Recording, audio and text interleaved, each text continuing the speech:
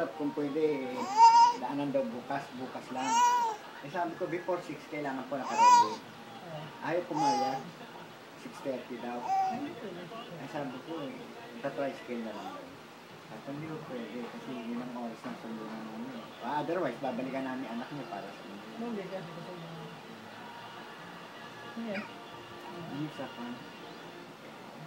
Ano naman yan, Erika? Ang tawag kasi ito. Ha? Gusto mo pakalga na naman?